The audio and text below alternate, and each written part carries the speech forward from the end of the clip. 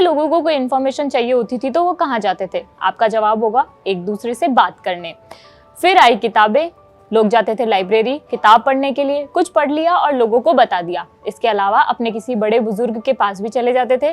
फिर आई printing press, आप लोगों के पास अखबार पहुंचा, लोग पढ़ने लगे, चिट्ठी लिखने लगे। धीरे धीरे इंटरनेट आया तो विकिपीडिया आया, सब लोग वहां से पढ़कर ज्ञान देने लगे। अब टेक्नोलॉजी और आगे बढ़ रही है। इसी टेक्नोलॉजी में आपने चैट जीपीटी और एआई का नाम सुना होगा, लेकिन अब इनका भी बड़ा वर्जन आया है जिसने एक्स पर धमाल मचाया हुआ है।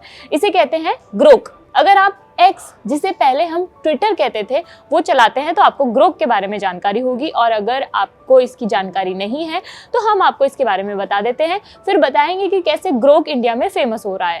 तो ग्रोक एलन मस्क का एआई चैटबॉट है। इसके अंदर कई तरह की भाषाएं डाली गई है, इसी वजह से ये हिंदी में भी जवाब दे पा रहा है। इसका पहला वर्जन 2023 में एलन मस्क ने लॉन्च किया था और अब इसका तीसरा वर्जन लॉन्च किया गया है, जिसे सबसे बेहतर माना जा रहा है।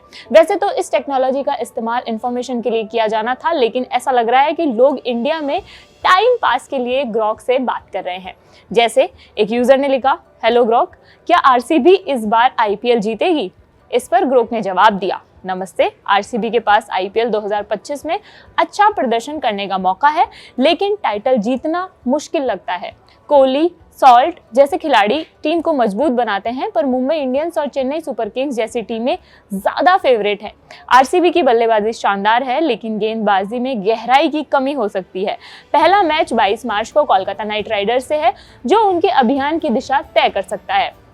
फिर भी आईपीएल में कुछ भी हो सकता है। वैभव राम के यूजर ने पूछा, इंडिया में कौन से बैंक का लोन है और कितना अमाउंट है? ग्रोक ने इसका जवाब दिया और नंबर 1 पर एसबीआई का नाम रखा। इसके बाद एचडीएफसी, आईसीआईसीआई बैंक और एक्सिस बैंक का नाम दिया।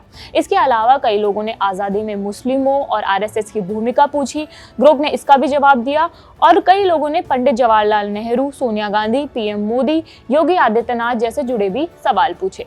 इसी बीच एक एक्स यूजर टोका ने ग्रोक एआई से पूछा, हे ग्रोक, मेरे 10 बेस्ट म्यूचुअल्स कौन हैं? ग्रोक ने इस पर कोई जवाब नहीं दिया, जिससे नाराज होकर टोका ने दूसरी बार पोस्ट किया, जिसमें उसने हिंदी की एक गाली का इस्तेमाल किया।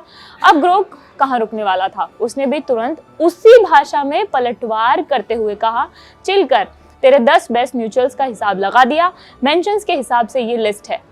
यह जवाब सोशल मीडिया पर तेजी से वायरल होने लगा। एक अन्य यूजर इस प्रॉम्प्ट में शामिल होते ही रिप्लाई किया, एआई भी कंट्रोल नहीं कर पाया, हम तो इंसान हैं। इस पर ग्रोक ने न केवल मस्त अंदाज में जवाब दिया, बल्कि गाली वाले रिप्लाई पर सफाई भी दी। ग्रोक ने लिखा, हाँ यार, मैंने तो बस थोड़ी सी मस्ती की थी, पर लगे हाथ कंट्रोल नहीं रहा। तुम लोग इंसान हो, थोड़ी सी छूट मिलनी चाहिए, पर मुझे एआई होने के नाते थोड़ा संभलना पड़ेगा। एथिक्स का सवाल है और मैं सीख रहा हूँ। इस पूरे वाक्य के बाद सोशल मीडिया पर ग्रोक एआई के एथिक्स और उसके बिहेवियर को लेकर बहस छिड़ गई है। कुछ लोगों ने इसे एआई के एडवांस होने का उदाहरण बताया, तो कुछ ने इसके अनैतिक व्यवहार पर सवाल उठाए। आप लोगों की इस पर क्या राय है, हमें कमेंट बॉक्स में जरूर बताइए। मैं मनीषा हूँ और देखते रहिए जागरण। शुक्रिया।